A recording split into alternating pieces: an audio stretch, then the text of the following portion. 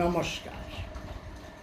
Urmi homeo হলের পক্ষ থেকে আমি ডাক্তার দিবাকর দাস আপনাদের সকলকে জানাই আন্তরিক প্রীতি ও শুভেচ্ছা। আজকে জন্ডিসের হোমিওপ্যাথি চিকিৎসা সম্পর্কে আলোচনা করব। তার আগে যারা ভিডিওটি দেখছেন তারা না টেনে সম্পূর্ণ দেখুন, এবং যারা এখনও সাবস্ক্রাইব করেন নাই তারা বিভিন্ন রোগের হোমিওপ্যাথিক চিকিৎসা সম্পর্কে জানতে চ্যানেলটি সাবস্ক্রাইব করে লাইক কমেন্টস করা অনুরোধ রইল।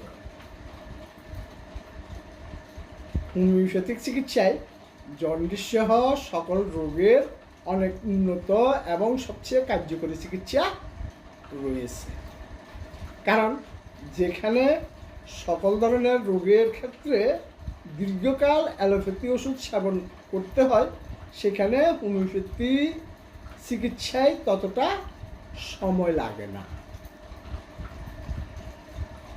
সবচেয়ে সাফল্যের বিষয় হলো এই ক্ষেত্রে হোমিওপ্যাথিক ওষুধসমূহ কোনো প্রকার পার্শ্ব প্রতিক্রিয়া সৃষ্টি করে না।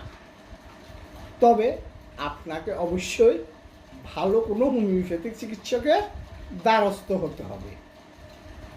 এই ক্ষেত্রে হোমিও হল রোগের মূল কারণ শনাক্তের মাধ্যমে বিশ্বমানের হোমিওপ্যাথিক চিকিৎসা সেবা দিয়ে আসছেন। জন্ডিস আসলে কোনো রোগ নয়, এটি রোগের লক্ষণ মাত্র।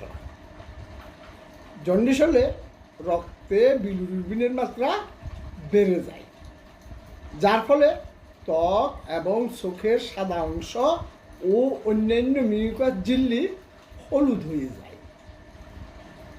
রক্তে বিলিরুবিনের ঘনত্ব 1.2 mg/dl এর নিচে থাকে। 3 mg/dl এর বেশি হলে জন্ডিস হয়। রক্তে বিলিরুবিনের মাত্রা বেড়ে গেলে জন্ডিস দেখা দেয়।